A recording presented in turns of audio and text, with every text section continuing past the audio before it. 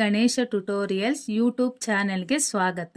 ಈ ಚಾನೆಲ್ ಅನ್ನು ನೀವು ಮೊದಲ ಬಾರಿಗೆ ನೋಡುತ್ತಿದ್ದರೆ ಸಬ್ಸ್ಕ್ರೈಬ್ ಮಾಡಿ ಹಾಗೂ ಬೆಲ್ ಐಕಾನ್ ಅನ್ನು ಪ್ರೆಸ್ ಮಾಡಿ.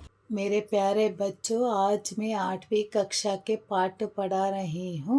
पाठ 1 प्रार्थना पद्य कवि का नाम संकलित।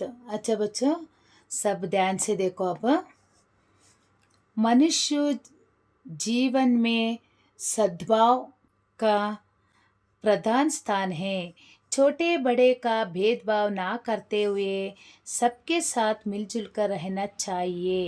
किसी का अपमान नहीं करना चाहिए और अपने देश के प्रति अभिमान रखना चाहिए। इसका मतलब है, देखो बच्चों, ಮಾನವ ಜೀವನದಲ್ಲಿ ಸದ್ಭಾವನೆ ಪ್ರಮುಖ ಸ್ಥಾನ ಆಗಿದೆ.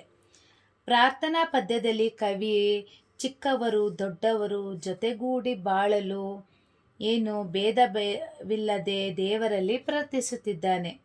ನಾವು ಯಾರನ್ನು ಕೀಳಾಗಿ ನೋಡಬಾರ್ದು ಹಾಗೂ ಕಾಣಲೂಬಾರ್ದು. ನನ್ನ ದೇಶ, ಜಾತಿ ಹಾಗೂ ಭಾಷೆಯ ಬಗ್ಗೆ ಹೆಮ್ಮೆಯ ಭಾವನೆ ಹೊಂದಿರಲು ಕವಿ ಪ್ರಾರ್ಥಿಸ್ತಾ ಇದ್ದಾನೆ. अच्छा बच्चों, देखो ध्यान से। सच बोले सच बात विचारे भले काम पर जीवन वारे. ಎಲ್ಲ ಜನರು ಸತ್ಯವನ್ನೇ ಮಾತಾಡಬೇಕು, ಸತ್ಯವನ್ನೇ ಹೇಳಬೇಕು ಹಾಗೂ ಸತ್ಯವನ್ನೇ ಯೋಚನೆ ಮಾಡಬೇಕು. ಮಿಲ್ಕರ್ ರಹೆ ನಿಯಮ ಅಪನಾಯೆ ಭೀತಿ ಬಾತೋಂ ಕೋ ಬಿಸ್ರಾಯೆ.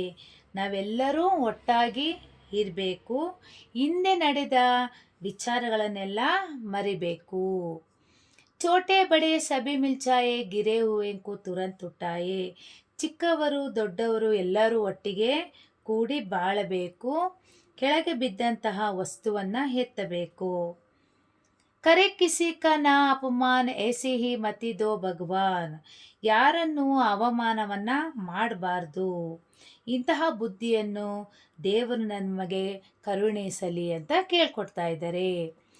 ಏಕ ರಹೆ ಸದ್ಭಾವ್ ರಖೆ ಹಮ್ ದೇಶ ದೇಶ ಮೇ ಮಾನ ರಖೆ ಹಮ್. ಅಂದರೆ ಏಕ ರಹೆ ಸದ್ಭಾವ್ ರಖೆ ಅಂದರೆ ನಾವೆಲ್ಲರೂ ಒಟ್ಟಿಗೆ ಇರಬೇಕು.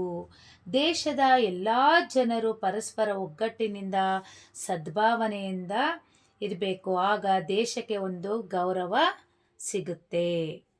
ಹಟ್ ಛೋಡೆ ಸಂಯಮ ಅಪನಾಯೆ ಮಾತೃಭೂಮಿ ಪರ್ ಬಲಿ ಬಲಿ ಚಾಯೆ. ನಾವು ಹಠ ಮಾಡುವುದನ್ನು ಬಿಡಬೇಕು, ತನ್ನನ್ನು ತಾನು ನಿಯಂತ್ರಣದಲ್ಲಿ ಇಟ್ಕೊಂಡು ಜೀವನವನ್ನು ನಡೆಸೋದಕ್ಕೆ ಪ್ರಯತ್ನ पढ़बेको। अच्छा बच्चों, इस पद्य को ठीक से पढ़ लेना और इसका नोट्स बायो लिंक में अपलोड करती हूँ, देकर पढ़ लेना. ಮಾಡಿ, ಶೇರ್ ಮಾಡಿ, ಸಬ್ಸ್ಕ್ರೈಬ್ ಮಾಡಿ. ಡೌಟ್ಸ್ ಇದ್ರೆ ಕಾಮೆಂಟ್ ಮಾಡಿ. Thank you.